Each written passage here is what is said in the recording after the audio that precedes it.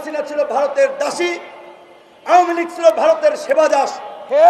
এই দেশের জনগণ যখন গণ অভ্যুত্থানের মধ্য দিয়ে এই ফ্যাসিস্ট ভারতের সেবাদাস এবং দাসীদেরকে পরাজিত করেছে, ভারতের গায়ে লেগেছে, যার ফলে এই সেবাদাস এবং দাসীদেরকে পুনর্বাসন করার জন্য ভারতের গণমাধ্যম, ভারতের সুশীল সমাজ, ভারতের সমস্ত রাজনৈতিক দল একাট্টা হয়ে তারা এই বাংলাদেশের বিরুদ্ধে অপপ্রচার প্রপাগান্ডা চালিয়ে বিশ্ববাসীকে বিভ্রান্ত করার চেষ্টা করছে।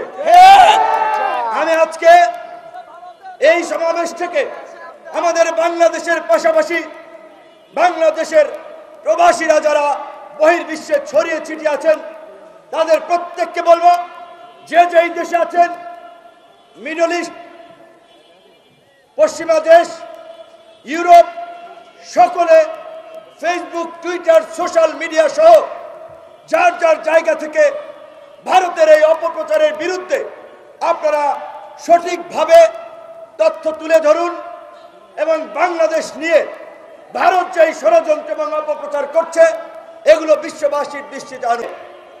আমাদের প্রতিবেশী রাষ্ট্র ভারতের মিডিয়াগুলো বাংলা, ইংরেজি, উর্দু, ফার্সি সমস্ত ভাষার মিডিয়াগুলো সংঘবদ্ধভাবে একটা অপপ্রচার চালাচ্ছে, যে প্রপাগান্ডা চালাচ্ছে।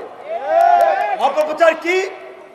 এইখানে নাকি হিন্দুদের উপরে নির্বিচারে হত্যাযজ্ঞ চালানো হচ্ছে, নির্যাতন চালানো হচ্ছে, এমনকি আমাদের হিন্দু বোনেরা, মায়েরা নাকি শাখা সিঁদুর পরে রাস্তায় বের হতে পারে না। এর চেয়ে জঘন্য মিথ্যাচার পৃথিবীতে আর হতে পারে না।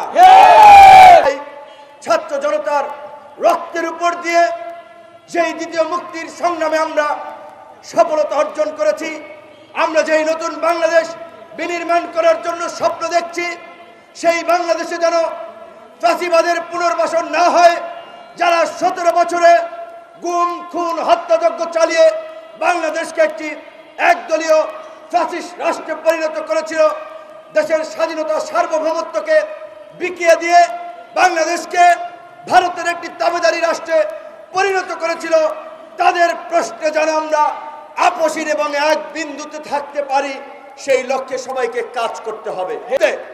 দল মত নির্বিশেষে আমাদেরকে ঐক্যবদ্ধ হতে হবে এবং ঐক্যবদ্ধভাবেই ভারতের এই আগ্রাসন এবং প্রপাগান্ডা অপপ্রচারকে মোকাবেলা করতে হবে।